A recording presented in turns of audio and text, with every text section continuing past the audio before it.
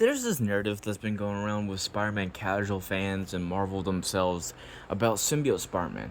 And while, here's the thing, here's a quick disclaimer. While I do love this idea conceptually, and I have loved it in adaptations like the 90s cartoon that did it first, the 90s cartoon did it first, mind you, it is a big misunderstanding of the symbiote and its initial story. To the point that it is responsible to some degree of recent symbiote stories in modern day and symbiote stuff, like over detailing the symbiote, over analyzing the symbiote's alien features to the point it looks like slop on him instead of like being a disguise, like a cloth disguise like initially. We have, excuse me, we have gone to that point with bad symbiote stories because of this initial misconception, and I will be discussing what this misconception is. Misconception, well, actually, I guess there's multiple misconceptions, really, but it's like one big one is that the symbiote takes Peter Parker over against his will purposely for its own agenda. The symbiote's evil and is making Peter Parker evil. It makes Peter Parker angry, it affects his emotions. While I do like this story and I do like seeing this, I also think it's just. I'm also someone who. When it comes to these things, right? I'm not mad against changes and adaptations, liberties taken in adaptations. I love that. I love that. I encourage that. I need that. And in a better world, if these adaptations were more faithful in a normal basis instead of just being the other way around, with it being mostly taking its liberties all the time, mostly it being different most of the time. If we lived in a time where most of the adaptations were like proper transcripted from the comics, from here to here, a proper transferring, then I guess fans would be less upset by shit like this. But here's the thing, right? I'm someone who can love one-to-one adaptations, 100% comic accuracy. I could also love something around 50% comic accuracy. I can even love stuff that's like 40 to 30% comic accuracy, or whatever. My bare minimum is like 2, 3, 4 to 10% at least max. Anything lower than that, like Fantastic Four 2015, I'm gonna not give a shit about. But even then, it's whatever. And sometimes there's good arguments to make about like, because there's changes in adaptations that I like better than the comics, or like, some changes in adaptations that like almost morally and objectively work better. You know. And then there's just a lot of instances from the comics like I don't necessarily think we need to see, but it's still cool regardless. And I'm a fan who likes both faithfulness and accuracy, and also doing your own take on things, because I think there's some comic book purist fans who absolutely have no idea how art works and absolutely despise art creativity and doing your own fucking take on it, to the point if you're even just a fan making your own fan AU, they'll be like, yeah, I think you should be killed. And I'm just like, wow, okay, that's fucking crazy. But anyway, the misconception with the symbiote is that people think that it really affects Peter Parker's mentality, that it really changes him, that it's used for one of those dark parallel mirror stories that you see with like Dark Raiden and Mortal Kombat, where it's like this shit's changing you. You're becoming a darker version of yourself, like that type of addiction type of storyline. And it's just like, it's not technically true to the original, and therefore may say more appealing than the most appealing story of the symbiote in general. I'm not saying you can't like the symbiote fucking turning him into the Giga Chad like in Spider-Man 3 or some shit like, yeah, I fucking love that shit, man. I love that shit. I think that shit's good and can be good and can be well written. But I do have my biases as a comic fan too, to be like, the original story is more appealing too. Like, I'm still appealed to this shit. I'm still interested in this shit. But like, a big part of adapting something, whether it be comics or novel or anything else, is to put that shit that's already liked before or even disliked to certain degrees, to on screen to see if it could be liked again or to be liked for the first time after that this initial dislike. And I think that's very fucking important for this shit. Now, let me actually break down the misconception of the symbiote Spider-Man and how that, no, the story originally was not about the symbiote trying to take over Peter Parker. More so, it's a jaded lover story, actually, if anything, ironically enough, where mistrust breaks their bond and Peter, you know, is kind of a selfish asshole in this. Like, he's kind of like over dramatically, over judgmental of the symbiote. Almost in a kind of fucking phobic way. Almost in like a, should I really be with this type of way, you know? And it's just like, this is actually more so Peter's fault than anything with the symbiote. Let me break this down. Another disclaimer, because I know someone's going to be in my comments saying you just want everything to be copy and paste all the time. No, like I said, I like this idea. I like the 90s cartoon doing this, and I like a lot of other adaptations doing this every now and then, but it just lacks nuance. We never get balance with this shit. You never okay, example, right? We always get this angry symbiote Peter Parker story, but we never get the original. The symbiote loved Peter Parker, but Peter Parker couldn't love it back, so Peter Parker abandoned it out of fear type of story. You know, that, oh, the symbiote loved Peter Parker, that to the point that when Peter Parker would feel tired and sleep, it will take over there, you know, all shit like that. We never get anything like that, as opposed to just, it's eating his lungs, or it's making him angry. Like, we never get nuance. We never get a balance of back and forth. If we had a back and forth with adaptations like this, people wouldn't complain as much. But that's the funny thing about it. Nowadays, with adaptations, they just reheat the nachos of shit that, you know, was like someone's AU, essentially. And I just think that's funny. I could make an AU and a Spider-Man Twitter thread for a cartoon, and the next 10 years, people just copy that shit. Like, that's my criticism for this shit. I like the story, right? I like the story. I very much do. But it's the continuous, like, I don't know how to, like I said, reheated nachos, essentially. The symbiote first publicly was seen in comics in Amazing Spider-Man issue 252 after the Secret Wars event.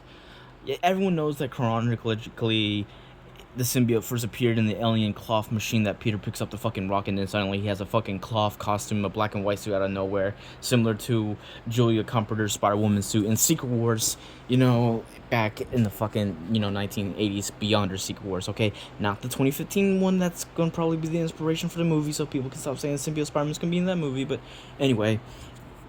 Yeah, it first appeared technically in Amazing Spider-Man issue 252, which is a story. It's a simple story. It's a cleanup of. It's like a reintroduction to the Marvel universe, like a new starting point with Symbiote Spider-Man post Secret Wars. Like, if there was any time to start reading like a certain point, in my opinion, with Marvel comics after certain points, 1980 fucking comics with Amazing Spider-Man and all that shit post Secret Wars is the way to go.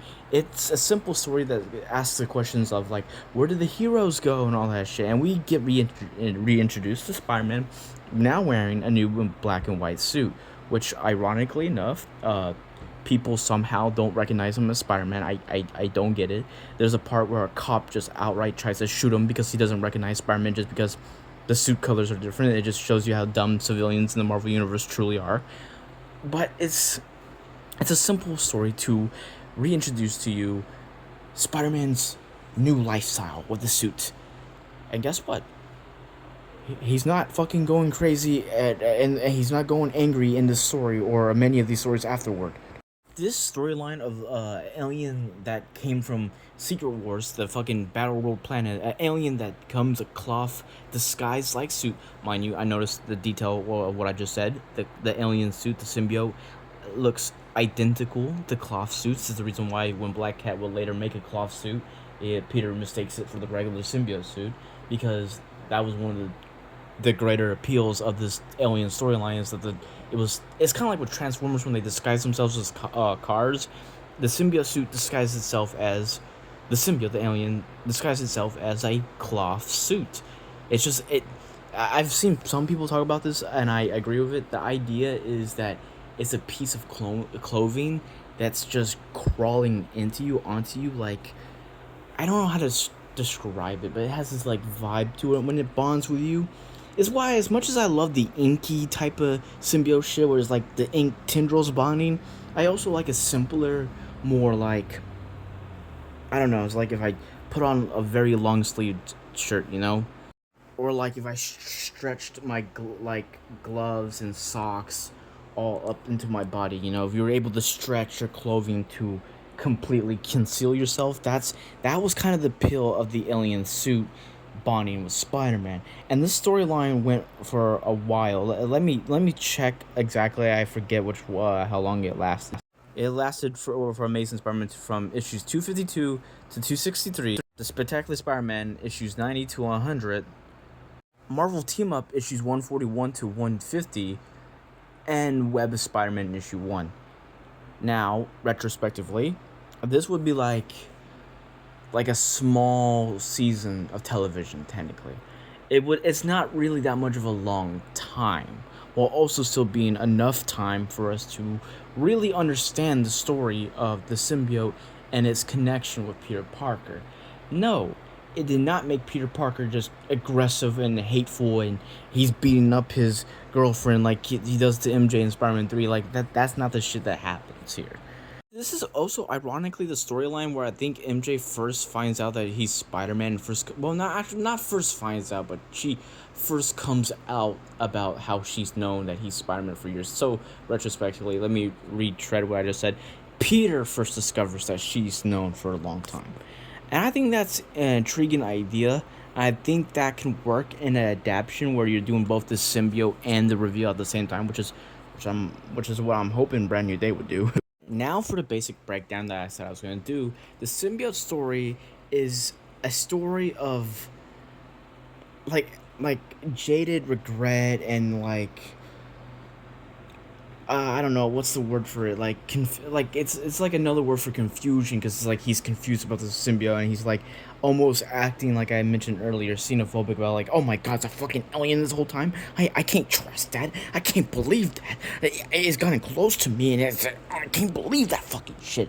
It's a story like that where Peter Parker is being a little more over dramatic than usual, which is saying something for 616 Peter Parker, but the symbiote itself was not trying to make him evil. It was not trying to take him over, and was not trying to like eat his fucking DNA. At most, it was just being like, yeah, let's dab up. I'm a symbiote. You know what symbiote relationships are? Yeah, we both benefit from each other. Oh, you're too tired to swing right now. You're getting fat. I can't live on this. I'll live off the substance of you being fat. Mind you, I did just say the symbiote's not eating Peter's DNA, and that is true. It's not doing what the Venom movie said, or like a lot of other stuff was like being cancerous, where it's just like eating the fucking host from the inside. More so, just like living off it like a fucking. It's like it's like if I sat on my ass and I would just like getting DoorDash, right? That's what the symbiote is kind of like. It's just like relaxing, like a fucking in your body roommate, right? Like Peter Parker's pregnant with the symbiote. Well, I don't know if that's the proper word to say about the symbiote, but like, you know what I mean. Like the symbiote's inside him, pause.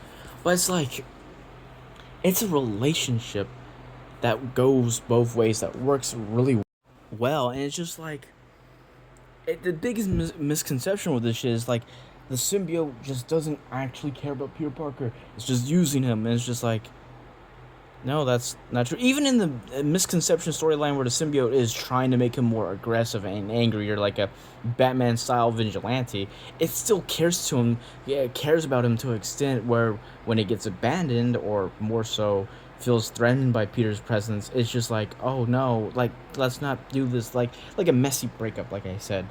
It's just like, even in those adaptations where the symbiote's just making him kind of more of an asshole, even though Peter already has that trait, uh, it still loves him, and I think that's a problem that certain things like Insomniac Spider-Man 2, for instance, failed to really like establish is that symbiote connection to Peter Parker.